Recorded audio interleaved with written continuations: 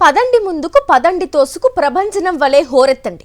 శ్రీశ్రీ కవితావేశానికి దృశ్య రూపంలో కనిపించింది కాక్రోచ్ల కథనోత్సాహం. ఎండుగడ్డి మైదానంలో నిప్పు రవ్వల నిద్రాణమైన జనచేతనను రగిలించగలిగింది. 1974లో స్వాతంత్ర సమరయోధుడు జేపీ నాయకత్వంలో నడిచిన సంపూర్ణ క్రాంతి ఛాయలు ఈ ఉద్యమంలో ప్రస్ఫుటంగా కనిపించాయి. నిరంకుశ పాలన వైపు అడుగులేస్తున్న అధికార కూటమికి, పక్షవాతం సోకిన ప్రధాన ప్రతిపక్షానికి కాక్రోచ్ ఉద్యమం గట్టి సవాల్నే విసిరింది. ఉద్యమ స్వభావాన్ని, దాని గమనాన్ని ప్రధానమంత్రి నరేంద్ర మోదీ కీలక సమయంలోనే గుర్తించగలిగారు.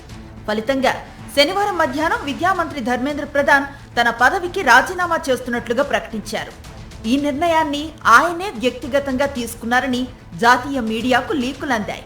బహుశా ఆయన ప్రతిష్టను నిలబెట్టడం కోసం వీటిని ప్రసారం చేసి ఉండవచ్చు. భారతీయ జనతా పార్టీ ఎన్నికల విజయాల కీలక పాత్రధారుల్లో ధర్మేంద్ర ప్రధాన్ కూడా ఒకరు. ఆయన గౌరవాన్ని కాపాడటం పార్టీ బాధ్యత కూడా. సంపూర్ణ క్రాంతి ఉద్యమం మాదిరిగా దేశవ్యాప్తంగా విస్తరించే లక్షణాలను కాక్రోచ్ ఉద్యమంలో గుర్తించినందువల్ల దీనికి వెంటనే ఫుల్ స్టాప్ పెట్టాలని ప్రధాని భావించినట్లుగా సమాచారం. ధర్మేంద్ర ప్రధాన్ రాజీనామా డిమాండ్ను తొలి దశలో ప్రభుత్వం ఏమాత్రం పట్టించుకోలేదు. ప్రజా ఉద్యమాలకు తలొగ్గి నిర్ణయాలు మార్చుకునే లక్షణం 12 ఏళ్ల పాలనా కాలంలో ఎన్డీఏకు ఎప్పుడూ లేదు.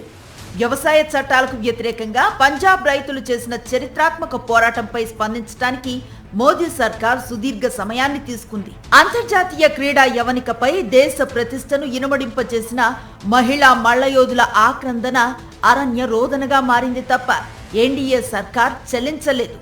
పౌరసత్వ చట్టం దగ్గర నుంచి అనేక అంశాల్లో కేంద్రం ప్రజా ఉద్యమాలను పట్టించుకున్న దాఖలాలే. కాక్రోచ్ల పార్లమెంట్ ముట్టడి జరిగిన 3 రోజుల్లోనే ప్రధానమంత్రి రంగంలోకి దిగి నష్ట నివారణ చర్యలను చేపట్టారు. ఈ నెల 23న ఆందోళనలపై తొలిసారిగా ఆయన నోరు విప్పారు. పేపర్ లీకేజీ ఘటనల విచారణకు ఫాస్ట్ ట్రాక్ కోర్టులను ఏర్పాటు చేస్తున్నట్లుగా అర్ధరాత్రి ట్వీట్ చేశారు. విద్యార్థుల సంక్షేమం, వారి భవితవ్యం కంటే ఇంకేది ముఖ్యం కాదని కూడా అందులో పేర్కొన్నారు. 24న జరిగిన కేబినెట్ సమావేశంలో ఇటువంటి నేరాలకు సంబంధించి చట్టానికి మరింత పదును పెడుతూ తీర్మానించారు. సీజేపీ ప్రతినిధులు పెట్టిన గడువు లోపల 25న మధ్యాహ్నం మంత్రి రాజీనామా నిర్ణయం వెలువడింది. ఈ 3 రోజులుగా కేంద్ర మంత్రులు, సీజేపీ ప్రతినిధులు చర్చలు జరుపుతూనే ఉన్నారు. సీజేపీ పెట్టిన డిమాండ్లలో మంత్రి రాజీనామా ముఖ్యమైంది. ప్రశ్నాపత్రాల లీకేజీ కారణంగా ఆత్మహత్యలు చేసుకున్న కుటుంబాలకు నష్టపరిహారం ఇవ్వటం, ఆందోళనలో పాల్గొన్న వారిపై కేసులు ఎత్తివేయటం మిగిలిన 2 డిమాండ్లు. వీటిని కూడా కేంద్రం అంగీకరించినట్లుగా సమాచారం. విద్యార్థులపై జరిగిన పాశవిక లాఠీ చార్జ్కు బాధ్యులైన పోలీసు అధికారులపై చర్యలు తీసుకోవాలని తాజాగా సీజేపీ డిమాండ్ చేసింది. మంత్రి రాజీనామాతో యువజనోద్యమం ముగిసిపోలేదని, విద్యా వ్యవస్థ ప్రక్షాళన జరిగే వరకు కొనసాగుతుందని కాక్రోచ్ ప్రతినిధులు విజయోత్సవం సందర్భంగా ప్రకటించారు. అయితే ప్రస్తుతం జంతర్ మంతర్ దగ్గర జరుగుతున్న ధర్నా, దీక్ష కార్యక్రమాల విరమణపై నిర్ణయం వెలువడాల్సి ఉంది.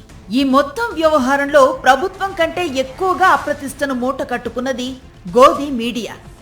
ఎన్డీఏ కూటమిలో అప్రకటిత భాగస్వాములుగా పెంపుడు మీడియా, ఎల్లో మీడియా వగైరాలు కొనసాగుతున్న సంగతి తెలిసిందే. జూలై 20న జరిగిన కాక్రోచ్ల పార్లమెంటు ముట్టడి కార్యక్రమం పెంపుడు మీడియాను దిగ్భ్రాంతికి గురి చేసింది. దేశం నలుమూలల నుంచి లక్షలాది యువజనం తరలి వస్తారని అది ఊహించలేకపోయింది. పోలీసు దమనకాండకు ఎదురొడ్డి నిలబడతారని కూడా అంచనా వేయలేకపోయింది. ఈ ఉలికిపాటు నుంచి తెప్పరిల్లిన తర్వాత సన్నాయి నొక్కుళ్లు ప్రారంభించింది. తరలి వచ్చిన జంఝామారత యువ కెరటాలను నీట్ పరీక్ష పరిధిలోనే బంధించడానికి తాపత్రయపడింది. ప్రభుత్వం సానుకూలంగా స్పందిస్తున్నప్పటికీ ఆందోళన కొనసాగించడంలో అర్థం లేదని ధర్మ పన్నాగాలను వల్లెవేసింది. జవాబుదారీతనం ఒక కనీస ప్రజాస్వామిక ధర్మం అనే విషయాన్ని విస్మరించి మంత్రి రాజీనామా డిమాండ్ను తప్పుబట్టింది. తాడు బొంగరం లేని పార్టీ పిలుపునిస్తే ఇంత జనసందోహం పోగొవటం వెనుక ఉన్న అదృశ్య శక్తుల కోసం ఆరా తీయటం మొదలుపెట్టింది. మీడియా పక్షపాతాన్ని నిలదీసిన యువకులను అరాచక శక్తులుగా చిత్రీకరించారు. నవతరం యువతుల ధైర్య సాహసాలకు, మొహమాట మెరగని ముక్కుసూటితనానికి వాట్సాప్ యూనివర్సిటీ పెడార్థాలు తీసింది. ఆన్లైన్లో మొదలైన కాక్రోచ్ పార్టీ పిలుపునిస్తే లక్షలాది మంది స్పందించటం పట్ల ప్రభుత్వం, పెంపుడు మీడియాలే కాదు ప్రతిపక్షం కూడా అవాక్కయింది. పరిణామాలను తనకు అనుకూలంగా మలుచుకోవటానికి సహజంగానే కాంగ్రెస్ పార్టీ ప్రయత్నించింది. అయితే పాలక కూటమి అందుకు అవకాశం ఇవ్వకుండా జాగ్రత్త పడింది. 50 ఏళ్ల కింద దేశంలో సంపూర్ణ క్రాంతి ఉద్యమం నాటి పరిస్థితులే నేటి యువజనోద్యమం పరిస్థితులు కూడా. బంగ్లాదేశ్ విమోచన యుద్ధం తర్వాత ఇందిరాగాంధీ ప్రతిష్ట పెరిగింది, కానీ దేశ ఆర్థిక పరిస్థితి దిగజారింది.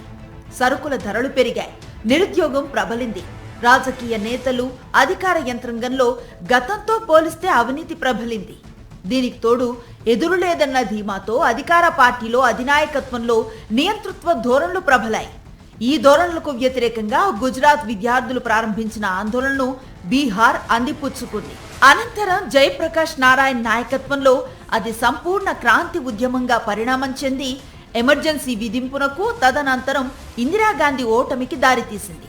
1974 నాటి పరిస్థితులు మరింత దారుణంగా ఇప్పుడు పరిణమించాయి. కాక్రోచ్ ఆందోళనలకు దేశవ్యాప్త గుర్తింపు రావటానికి దోహదపడిన సోనం వాంగ్చుక్, ఒక సెటైర్ ను వైల్డ్ ఫైర్ గా మార్చగలిగిన అభిజిత్ దీప్కే 23 రోజుల నిరాహార దీక్ష అనంతరం కూడా శివంగిల రణగర్జనలు చేసిన నేహా బోరా, అక్రమ అరెస్టులకు వ్యతిరేకంగా పోలీస్ వ్యాన్ ఎదురుగా నిలబడి అమరత్వానికి సిద్ధపడిన రియా ఆహిర్, వాటర్ కెనాల్ ను గేలి చేస్తూ వాటి కింద డాన్సులు చేసిన బీహారీ విద్యార్థులు, తోడేళ్ల మంద ఎదుట తొడగొట్టినట్లుగా లాఠీ చార్జులను సవాల్ చేసిన యువతీ యువకులందరూ ఈ ఉద్యమంలో హీరోలే.